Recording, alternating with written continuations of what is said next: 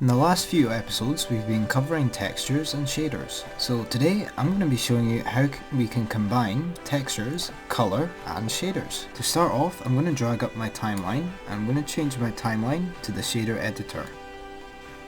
Then I'm going to press shift and then A in my 3D viewport and left click plane. I'm choosing a plane so it's easy to see what changes I'm making. I'm going to left click this plus new button here to add a new material. I'll then drag up these nodes and zoom in so I can see better.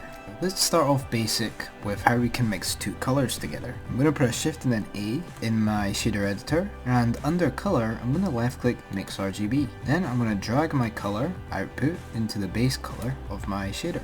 So I can see the changes I'm making, I'm going to change into the material preview mode. Now, you can see a few options on this mix RGB. First one we have is the mix. This is a drop down menu which allows us to decide how we want to combine the two colours we put in colour 1 and colour 2. The factor here controls how much influence each respective colour has. In terms of mix, this will be very simple. When it's in the middle, it will be a perfect blend between the two. We can see this if I left click on colour 1 and then let's make a nice blue colour, and then colour 2 make a nice red colour. We can see we've got a purple here since we're right in the middle, but as I bring it to 1 you're going to notice how the second colour, colour 2, will be more prominent, and the same works vice versa. If I go back towards 0 we'll be going towards colour 1. You can also change this drop down to something such as add. Now you can see as I go to, when I'm at 0 it's going to show colour 1, and as I progress towards 1 it's adding that red colour on top, which is going to give us a purple colour. I'm going to left click this drop down, change it back to mix, and I'll set my value to 0.5. So you might be wondering then, well, how can we use this with textures? Just like we plug our base colour map textures into the base colour of our principal BSDF, we're going to plug our two textures which we want to mix between into colour 1 and colour 2. I'm going to add two built-in textures from Blender. I'll press shift and A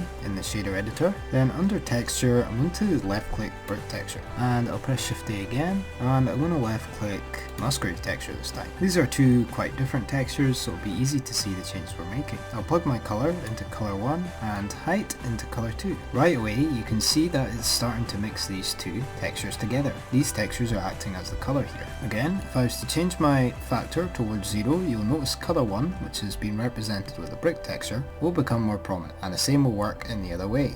But what if I want to have a brick texture in one area and the Musgrave texture in another area? Well, this is where the power of masks come in. So essentially what a mask is kind of like an image, which will tell where to put each texture. These are usually black and white, and if you notice how when our factor is 0, this would be represented with a black colour. So wherever there's black on our mask is where colour 1 would be displayed. Allow me to demonstrate. If I press shift A, then under texture I'm going to left click image texture. Then if I press plus new, I'm going to set the colour to black, and I'll just press OK. If I plug this colour into the factor, it's going to tell the texture to display the number 0 across the whole mix shader, and this is because the image we've just created is completely black, and black is represented with the number 0. So using a completely black image would be the same as setting the factor to 0. If I press X here to remove this texture, press plus new, and this time I'll make a white texture, left click OK, then drag the colour into the factor. Now it's going to display 1 across the whole image since it's a single white image. And now we can see our colour in colour 2, which is the Musgrave texture. So let's summarise what I've just explained there. Essentially, a mask is a way to control this factor value here on our mix RGB. It is a black and white image where black will determine where colour 1 is and white will determine what colour 2 is. Any shades of grey in between will be a blend between the two. So to demonstrate this, I'm going to use a built-in texture in Blender called the gradient texture. I'll press shift and then A, and under texture I'm going to left click gradient texture. If you haven't already enabled it, we're going to enable the node Wrangler. So I'll left click on edit, then left click preferences. Then on add-ons I'm going to search for node, left click the checkbox for node Wrangler, left click the three bars, and then left click save preferences. Then I'm going to close my Blender preferences window. I'll press Ctrl Shift and then left click on our gradient texture, and now we can see it in the viewport. We're going to change the direction of our texture. We would use the vector again. So with the node Wrangler I can just simply press Ctrl T, and now we've got our mapping and texture coordinate node. I'm going to set it to object just now, and now you can see it's perfectly in the middle. When I plug this texture into the factor, have a guess what will happen. Which texture will go where? If you guessed that the brick texture would be where the black is, and the Musgrave texture is where the white is, then you would be correct. Allow me to demonstrate. I'll plug this into the factor and then press Ctrl Shift left click on the principal BSDF. Now you can see here where the white is, there's Musgrave, and on where the black is, there's mainly the brick. But you might be wondering then, well, how can I make it so it's just Musgrave on one side and then a direct cut into the brick texture? Well, there's a way we can control this, and we do this using a converter node called the color ramp. So I'll press Shift and A, then under converter I'm going to left click color ramp, and I'm going to drag that and place that in between the gradient texture and the mix RGB. By default the image will be the same, but if I Control Shift and left click on this color ramp, you can see we've still got a gradient texture here, and if I was to example drag the black across, you can see how it's now getting closer to the end. If I was to pull it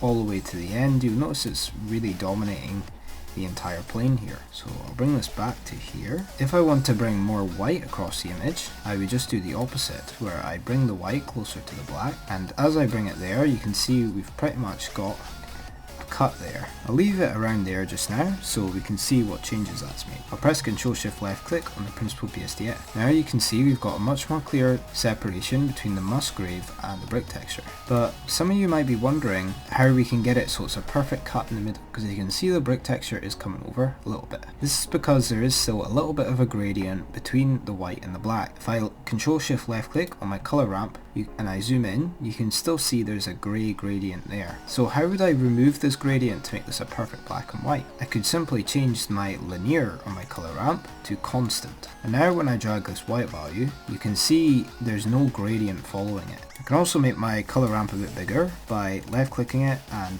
dragging it by one of its sides. I can then pull this white value closer like that, and that's pretty much in the middle. Then when I press Ctrl Shift left click on the principal BSDF, you can see we've pretty much got a perfect split in the middle here. You might be wondering as well, can this color 1 and color 2 be used with an external texture, such as an image texture? And yes, absolutely can. So don't worry about that not working. I'm going to left click my color ramp, then I'm going to shift left click my gradient texture, mapping and texture coordinate, and press X to delete them all at once. Now you might be wondering, well, I want to mix two shaders together. For example, you might want to mix a glass shader with, let's say, a metal shader. So I'll go ahead and show you how to do that. So I'm going to left click and drag to box select the mix node and my textures and press X to delete. My first texture here, I'm going to make a metallic material. So I'll left click metallic and set the value to 1, turn down the roughness to about 0, and press Shift and A, and I usually like to just use principal BSDF for pretty much everything, so I'm going to create another one of those. If you want, you can use my IOR sheet to set it to the correct IOR for your glass, but I'm not going to worry too much about that just now because that's more for getting a little bit of extra realism. So I'll set my transmission value to 1 and my roughness to 0, and now I'm going to add another node called the mix shader node. So press Shift and then A, then under shader, I'm going to left click mix shader, and I'll add the principal BSDF. And now when I change the slider, when I move it towards 0, it's going to show the metallic material, which is this principal BSDF here, and when I move it towards 1, it's going to move towards our glass shader. In retrospect, although this is working, I'm actually going to change this to a different type of material since it's actually quite hard to see. So I'm just going to turn my transmission value to 0 on my glass texture to make it a normal non-metal surface, and I'll give it a bit of roughness. Now you can see when I switch between 0 and 1, we're going between the metal and the non-metal. Again, if I want to control this, I can use the factor here with something like a gradient texture. So I'll search for a gradient texture, plug in the color into the factor. Now you can see it is blending between those two, like this. The metallic will be represented with the first shader, and the non-metallic will be represented with the second shader plugged into the mix shader. Now we understand how we can use a mask in order to determine where each respective shader or color will go. What are some other ways that we can use the power of masks? So I'll press Shift and A, and under Input, I'm going to left click Light Path, and you'll see there's all these things called rays. We're not going to focus on depth today, just rays. So what is a ray? One of these rays will act almost like a mask, but it changes based on the specific 3D scene elements themselves. You might be wondering how this works. So essentially, when we plug a ray into the factor, the first shader will appear everywhere apart from where the ray specifies. The second shader will appear in the specified ray. This will make more sense as I go into the examples. So for now, I'm going to left click and drag is camera ray into my factor. So is camera ray will make it so everything seen directly by the camera will appear as the second shader. So I'll press Shift and A in my 3D viewport, then I'm going to left click camera. Now left click this camera icon here to go into my camera, zoom out a little bit, press N to open my side menu, then under view I'm going to left click camera to view under view lock, and then I'll just zoom out so I can see. As you can see, everything seen by the camera is being displayed as the second shader, or white. So what would an example of something indirect in the scene? Well, to do that I'm going to need to set up a few more elements. So I'll press Shift and then A, and I'm going to create a cube, G and X to move it. I'll press Shift and D, and I'll press Shift Z to move it on the X and Y axis, and I'll put it there. Then I'm going to press plus new, and I'm going to create this as a glass texture. So I'll turn my transmission to 1, roughness to 0, then I'm going to left click the other one, press plus new. For this one, I'm going to turn my roughness down, and I'm going to make this base color red or something. I'll also press Shift A, and I'll add, let's go for a UV sphere, G and Z to bring it up, S to scale, G and Y to move it along, G and X, left click on my cube, rename the material to glass, left click the UV sphere, right click, shade smooth, then in this drop down here I'm going to select glass. Alright, so now we've got a bit of a setup going. I'm going to go into my render view. We've got no lights or shading in our scene, so the first thing I'm going to do is in my world properties, if you don't already have one, I'm going to press plus new to add a bit of world lighting. Then I'll press Shift and then A. I'm going to go in under light and I'm going to select point. Then I'll press G and Z to bring this up, and I'm going to change my strength 500 maybe even higher than that. For now that's good. Since I've got my camera to view, I'm going to go back into solid view, zoom out a little bit, I'll turn off camera to view and zoom in so I can focus on my scene here. If you want to make it so you can't see anything outside the camera, you just left click the camera, then under viewport display you can turn the passport out value all the way up to 1. Now when I left click this render button, when I'm viewing in my camera, we can only see what's in the camera. So this makes it quite easy for our scene to differentiate between the two shaders here. So I'll press G and Z and I'll bring this down, and I'll press S to scale this up, G and Z to bring it down a bit more since it's interfering with that cube, and I'll scale up a bit more. Now you'll be able to notice if I alter this base color, for example, of my first material, you can see in these non-direct view of the camera, such as these reflections in the glass, will be displayed as that metal shader that we've made. Metal was probably not the best choice of action in retrospect for this demonstration, so I'm going to turn my metallic back down to 0, and if I change my second material's base color to like yellow so we can clearly see the difference, you can now see that where the camera is directly facing, we will see the second shader, and in the indirect areas such as reflections and whatnot, we will see the first option, which is the blue. Is shadow ray is something we're going to cover in our glass tutorial. Diffusion ray will make it so the diffused light, such as the coloured shadows of an object, will be seen as the second colour. So when I plug in this diffuse ray to the factor, we can't really see anything, and that is because our plane isn't going to have a lot of diffused light on it. We swap these materials, so I'll left click my cube and call this one red, and I'm going to left click my plane and call this one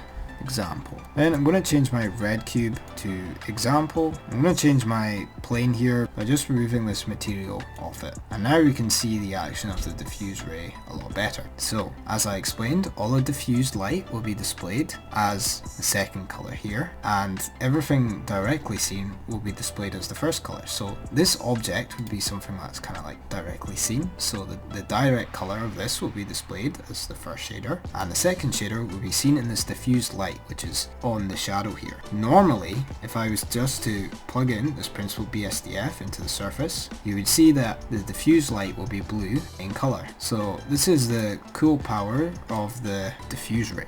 Glossy Ray will make it so all glossy or roughness based reflections will be seen as the second color. So if I plug Glossy Ray into the factor, you can see that the reflections on the glass are all seen as even though this object is blue. And again, everything that will be directly seen will be just displayed as the first color.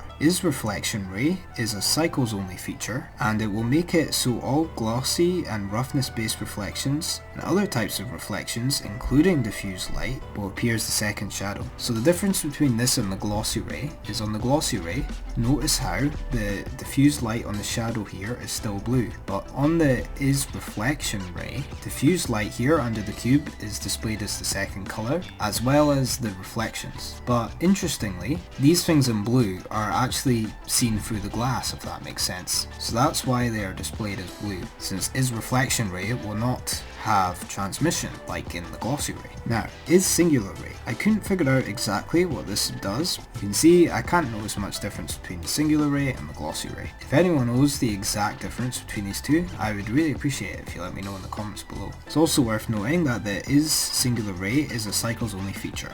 Transmission Ray will make it so everything seen through glass will be the second color. This is also a cycles only feature. So when I plug my Transmission Ray into the factor, you can see that everything that's seen through glass will display as the second color. This also happened in the Glossy Ray, although there were also the reflections were converted to in the Glossy Ray, whereas the Reflection Ray done all the reflections and not the transmission, so seen through glass. So if I move around my scene to see it more clearly, you can see when I'm looking through this glass ball here, we're seeing the cube as being yellow. But when we look at the cube directly, we can see it as blue. Since the transmission ray will not affect reflections per se, you can see how diffused light and reflections of the cube are still blue. It's only the things that's seen through glass that appears as yellow. Just to compare all these again for clarity, if I plug in my Reflection Ray again, have a little think and see if you can remember what exactly is going to happen here. So if you guessed that all the reflections such as diffused light and reflections in the materials, but the transmission seen through glass will be unaffected, you would be correct. So you can see when I'm looking through the glass, we're still seeing blue, but all the reflections such as the diffused light and the reflections in other materials will be displayed as yellow. Glossy Ray on the other hand will make it so both seeing through glass and reflections will be displayed as the second color, although the Glossy Ray will not show us the diffused reflections. So that's essentially what the light path does. Well then, what if I want to use multiple rays? For example, you might want to make it so we combine the Reflection Ray, which looks like this, and the Transmission Ray. So we can have the same features as the Glossy Ray, but also the diffused light being yellow. So to do that, I would use a node called the Math node.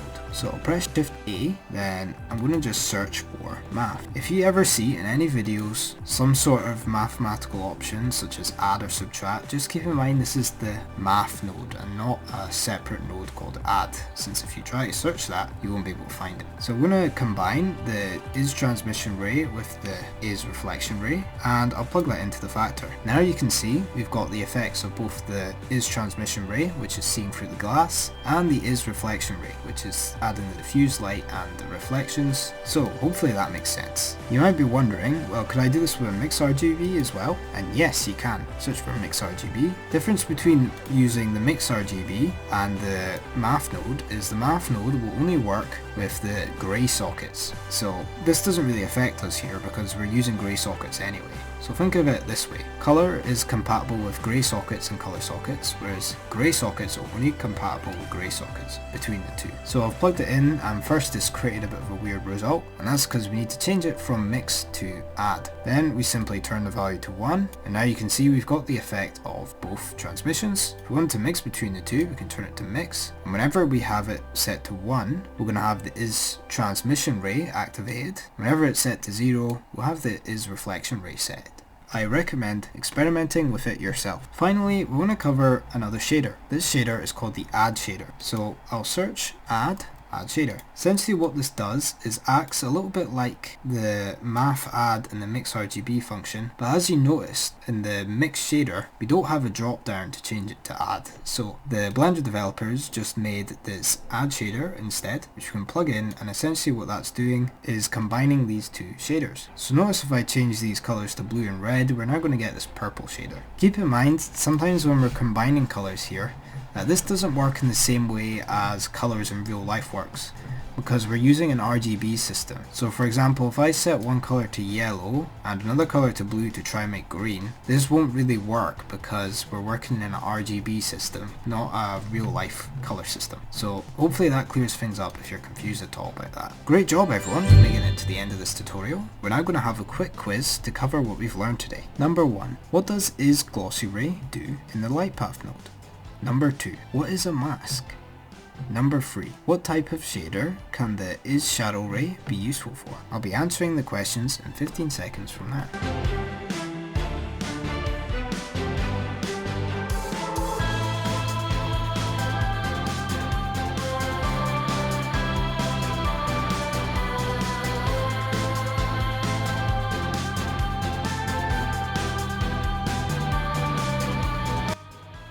Number 1. What does the Is Glossy Ray do on the light path node? Is Glossy Ray makes it so all reflections, excluding diffused light, will be displayed as the second color. This is different from the Is Reflection Ray because the Is Reflection Ray will exclude the transmission reflections and it will have the diffused light reflections. Number 2. What is a mask? A mask is an image that we use to control where either a shader or a color will go. Today we covered how to use black and white masks, which are used with our mix RGB and mix shader nodes. Something I didn't mention today is there's a thing called an RGB mask, which is something I'll be creating a tutorial on in the near future. The power of RGB masks are incredible when it's out, but today we mainly focused on black and white masks, where essentially the black area, which is represented with the number 0, will display the first input, so that could be the first shader or the first color,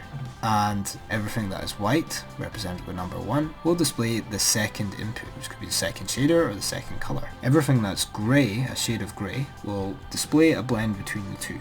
Number 3. What type of shader can the Shadow Ray be useful for? Only touched on this briefly, so don't worry if you didn't get this one. The Is Shadow Ray is useful particularly because we can control the intensity of the shadows of the glass, since shadows on glass tend to be less intense compared to normal objects. But without using caustics, by default, the glass shadows are usually quite full, which doesn't actually make much sense. So this is why the Is Shadow Ray can be useful, since caustics are quite performance heavy, and sometimes we have to use them with caustics, even if we do have the performance available. We'll be using this part of the light path node in the episode where we cover glass. Great job everyone for making it to the end of this tutorial. In the next episode, we're going to be looking at EV and cycles in terms of glass, since you'll notice that glass doesn't really work in EV by default. We'll also be covering that Is Shadow Ray light path option, and also how we can get subsurface scattering to work in EV. We'll also be covering how to get really nice glass shadows using caustics, so it's going to be a very specific episode, but still very important nonetheless. With that though, I'd like to thank you all for watching, and I'll see you in the next video. Take care.